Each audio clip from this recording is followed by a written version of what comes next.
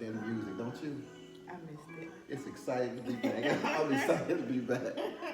Hello, everybody. Hello, I'm Richard, and I'm Marquita. and we are Coffee with the Wilsons. We are so excited to be back here, and it's been a long time, but it's this 2020 in this COVID environment, but we're still around, we're still healthy, thank the Lord, we're still Yeah. safe, and we hope that you are as well. Well, babe, how you feel? I'm feeling pretty good. Yep. And just so you guys know, and it makes us feel really good, real warm inside, we are back by popular demand. We actually had a couple of people that requested that they wanted us to come back and just, say a few words and help edify people. And that makes us feel good. That makes us they really feel missed good us. that we need it. So we kind of tossed around a few things as far as topics to talk about. And we landed on preparation, the importance of preparation. And when we talk about preparation, we're talking generically. It can be, if you're preparing to be a husband, wife, as a husband and wife, preparing to bring children in the world, preparing to get a house, car, job, whatever. Preparation is important in all aspects of life. So what I'm going to do is pretty much, I took the liberty of reading what Webster has to say what preparation is. Basically what it is something done to get ready for an event or an undertaking. Something done to get ready for an event or an undertaking. Most people that know me know I'm an avid sports fan, particularly football. But preparation, where that comes to as far as athletics, you just don't play football. It's a year-round sport.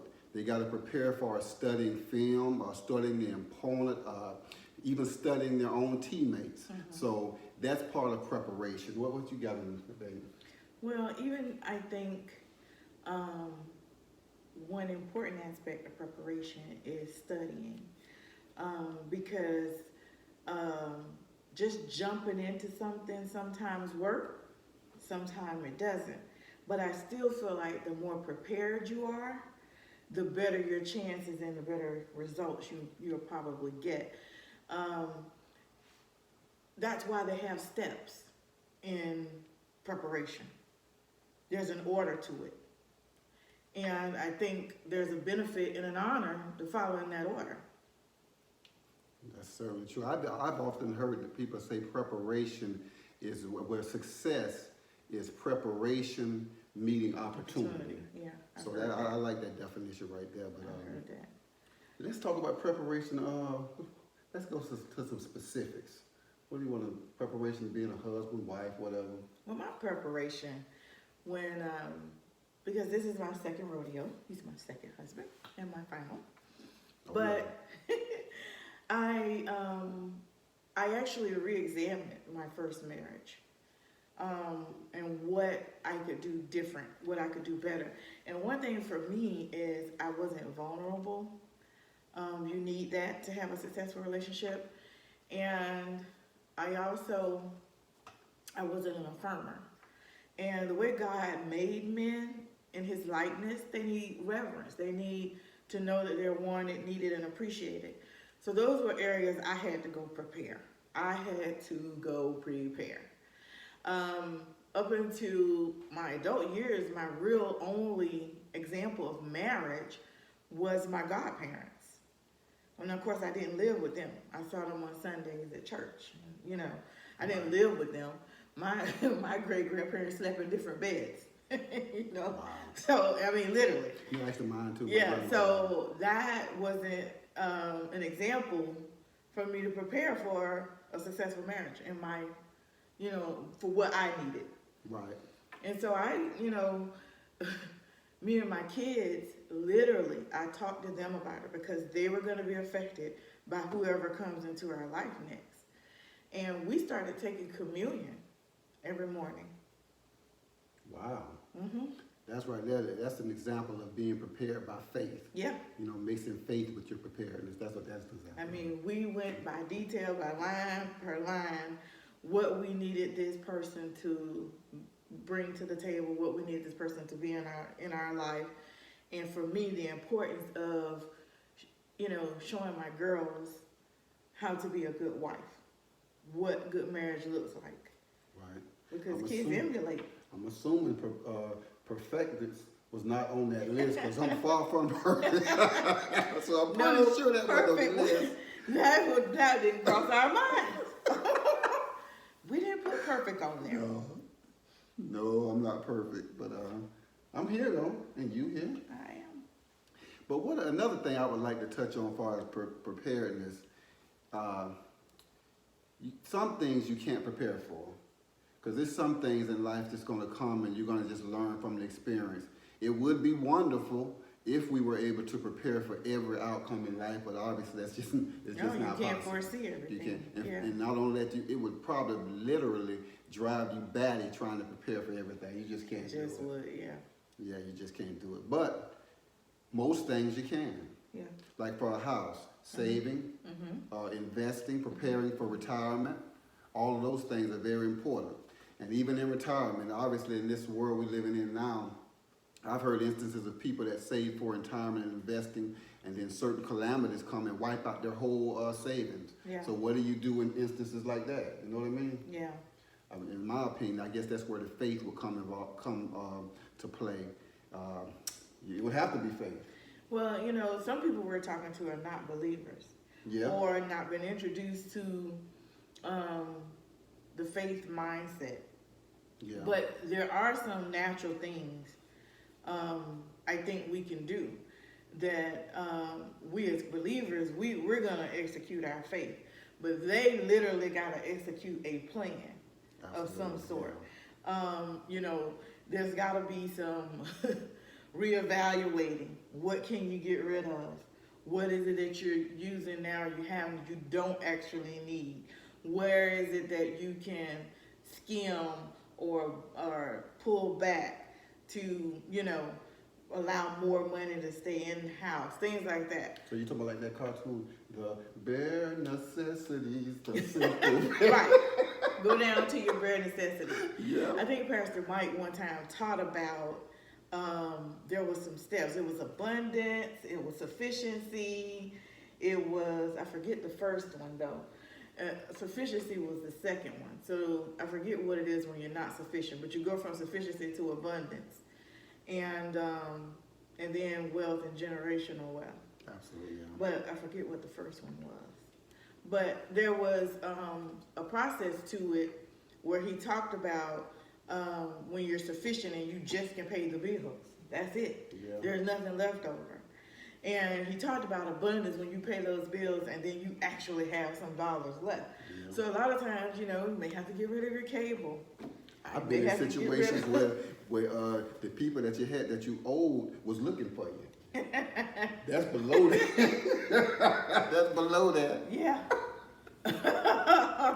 But one thing about that, it helps you to be thankful Oh, yeah. when you get to a different level. Yeah. And it teaches you to be appreciative. It also gives you a bout of grace for people. Isn't that something? I was getting ready to say humility. Yeah. It'll give you, because you have, and unfortunately, I'm not talking about nobody, but you do have people that were born with silver spoon in their mouth and rich, and they just can't relate They don't to people's understand, bills. yeah. So some would have a tendency to look down on people like us that came from nothing and are working our way up. But once you go through certain levels, that disappears. You already know you can't look down on somebody because you used to be there. Yeah. Or you look down, if you are looking down, you're lending a hand to help lift this person up. Yeah. And that just may be pointing them in the right direction. I mean, it doesn't spell out you got to give them this whole gamut of a way to do things, because I'm a person that don't believe in the cookie cutter. No. I don't believe in that. I'm not saying, it works in some instances. What I mean is, that is not there's more than one way to skin a cat. There's more than one trail to your exit. I don't believe in, if you got to do it A, B, C, D, E, F, G. I believe you can do it many ways and get the same result, because everybody's background is different, everybody's experiences are different, and so the cookie cutter sometimes gets hard. It's not fit the piece in the puzzle. It's more of a maze with several options to get to your destination. Yeah. And with that preparedness, God also gave us something. And it's for everybody, not just believers. You don't have to be a believer. He gave everybody an imagination. So like my wife was saying, there's no cookie cutter.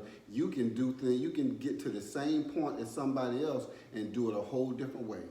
By using your imagination, creativity, and just doggedness, determinedness, being determined to get to where you're trying to go. Yeah. So, And, me, for an example, is a person that can go to bed and wake up with an idea. oh yeah. Wake up with, this crossed my mind. Now, certain things I'll dismiss right off the bat. But if they show up again in my brain, or I see it again some weeks later, I'm amped to get up, start ordering product, and trying to make this happen to see can I do it. Do I recommend that for everybody? Absolutely not. Does it always work out? No. But does it always fail? No. Yeah, you're speaking to the entrepreneurs right there. And Yeah. and I want to add on to what she said, to the entrepreneurs out there, business owners. I think it was Steve Harvey this morning, and a lot of us don't know, KFC, they sell more chicken than anybody in the world. The guy who was the entrepreneur that started KFC, the Colonel, he was 65 years old before that idea got off the ground. So don't let age deter you from what you're trying to get. Whether you're young, old, even if you're sick, if you got a mind that can think, keep moving forward. Yep. I think ideas that are acted upon with good intention, sound judgment, a lot of times those are the open doors to that future that you're dreaming about. The thing that you think is unattainable. It's in your ideas. I believe God gives us all gifts and callings. And if we use them, we get to that dreamland that seems far-fetched. You just like a lot of people use Keith Sweat, and they'll say, how in the world did Keith Sweat get a successful album? Right. But it wasn't about how well he sang. Apparently it wasn't. No. There was something he had. There was a thing. There was a belief. There was a connection. There was something that breathed an opportunity for him, and he took it. He took it, and he made it a success. And he's went on to produce tons of other artists that we know out here from that door. He didn't just use it all for singing, because he ain't crazy. He was actually Trey Songz before Trey Songz. Right, he was. And so he knew, So I think, especially after what just happened, what we're dealing with COVID and the social distancing and jobs closing, which is terrible. Yes. And we really have a heart for people who are going through those things. This is a time to get to putting those dreams on paper and getting them off of paper and getting it to something tangible that you can see and do and use to create income and wealth outside of a 9-to-5. Don't limit yourself to the 9-to-5. Yep, and but know that in the internet world, this cell phone, it just connects you to it just so much. You can. Great way to prepare. Oh yeah, great way to make money. Yeah. I mean, Facebook Marketplace, eBay, Amazon. It's just numerous. Yeah. They got this site, and I know we're kind of getting off topic, but it's called Fiverr, Fiverr, where you got all kind of people with just diverse skills that'll do whatever skill you need, make tennis, whatever, for $5. Obviously, there's some of them that charge more, but it's just so many different avenues to make money. Yeah. And in this time, I think it's a great time to explore it. I think it's a great time. So many people are out of work and trying to figure out what they're going to do and how they're going to make ends meet. And they have families and they have bills just like we all do. And I think it's a great time to prepare. Yep, a great time to prepare. I think COVID has opened the door for some preparation. At least get some studying in. At least get some time in to look into what is it that you want to do. And remove the fear. Dismiss it. From the jump start, just do it scared. Ooh, I like that. Say that again. Do it scared. Or as Steve Harvey said, you got to jump. Do it scared. You got to jump. Now, what I will say about that jumping now, that you got to assess yourself. Because you got to have of a mindset that no matter what happened, I'm going to still be able to make it. So Yeah. he probably should have elaborated on that a little bit. so if you jump, you got to know now, sometimes when you hit the ground, ain't going to be no pillar down there. Sometimes it's hard. It's going to be hard. Sometimes it's hard. I can't even think of a project. Have I ever done a project that didn't make me cry? I don't think I have. But guess what? I cried through writing a book that I did a year ago, but I'm still getting royalty checks. Yeah. Well, we have to realize too, and then of course I'm speaking as believers, and it is God gave us, I say it like this, He didn't give us bread, He gave us wheat. It's up to us to make it the bread. Right. He gave you life, it's up to you to create the life that you want. And the thing about it is He gave us the power to either create something positive Yeah. or something negative. The decision is up. It's up to It's us. up to us. So, And I have decided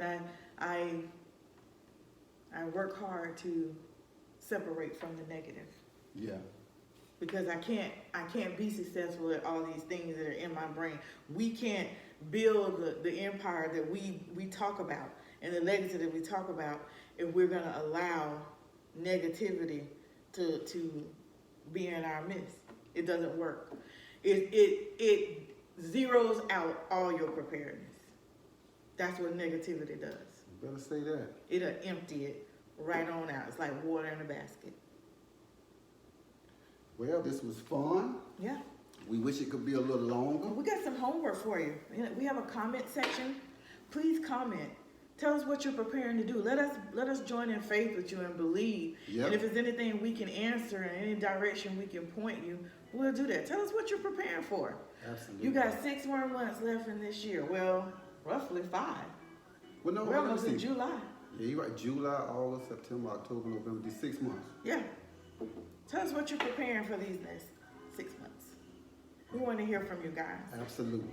Give us a thumbs up. Yeah. Or if you didn't like it, a thumbs down. Boo.